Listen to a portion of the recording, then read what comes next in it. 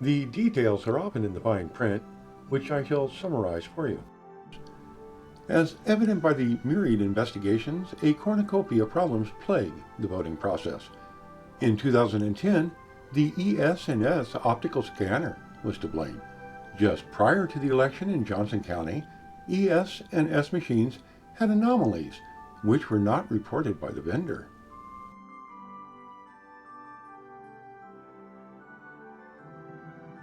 ES&S stated that remote access is forbidden, but sold machines permitting remote access. Of course, Dominion was pure as the driven snow until the DHS and Ashcroft released their findings on 6/3/2022, calling into question certain software features.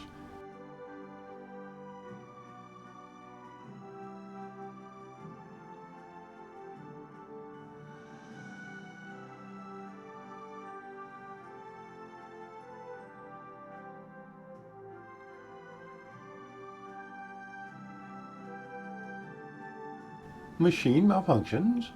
These seem to be the new normal. They are equal opportunity purveyors of your sacred vote.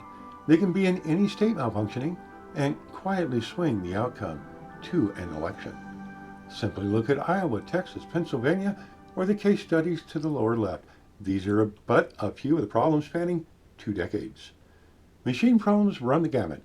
Ink recognition problems, scanner deficiencies, flawed software, remote access, old machines, improper or no updating, old Windows software interface. Of course, gerrymandering does help to establish voter herding. Machines simply channel those votes. Nevada hand counting of ballots is now permitted. Looking better all the time, isn't it? Vendors are often legally exempt from notifying election officials of known flaws, anomalies, or software issues. If present in other machines, the cascade effect is obvious. Votes are skewed. Even where required by law, they have been known to delay an announcement until revealed. Election over. Fortunately, citizens can now videotape the voting machine problems. Of course, when hundreds, perhaps thousands of citizens vote on 1,800 defective machines, the possibility of an improper outcome is obvious. Further exacerbated by drop boxes, voter harvesting, remote access, crooked politicians, and elite greed. You don't stand a chance.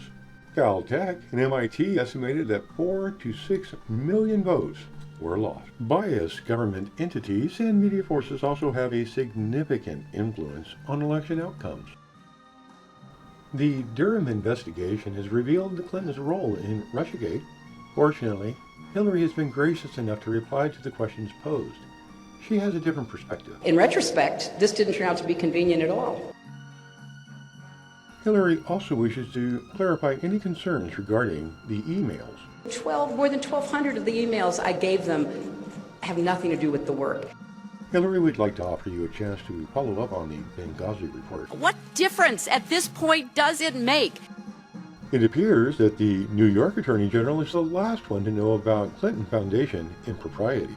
She also wishes to set the record straight on her affordable health care plan. That my plan forces people to buy insurance even if they can't afford it.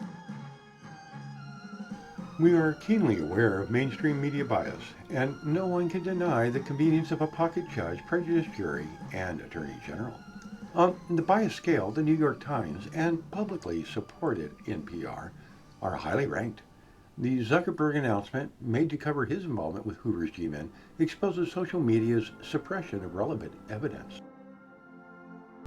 We recently asked former President Bush how he thought the Biden agenda was progressing and if the pace was too slow.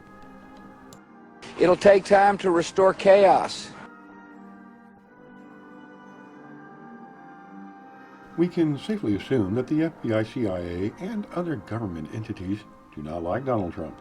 But wait, there may be an honest night left, Mr. Durham. I suggest we take up donations for a flak vest.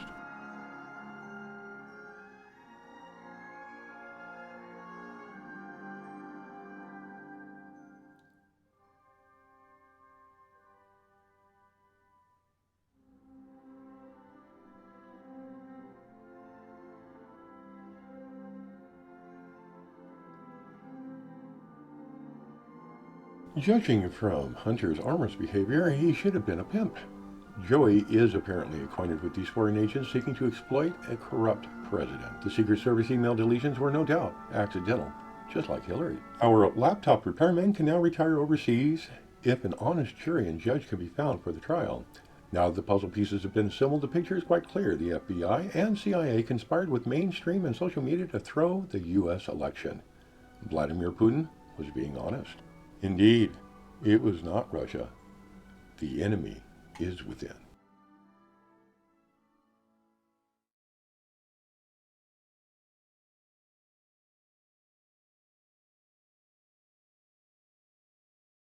He doesn't want to shed light. He wants to generate heat, and he's stoking violence in our city.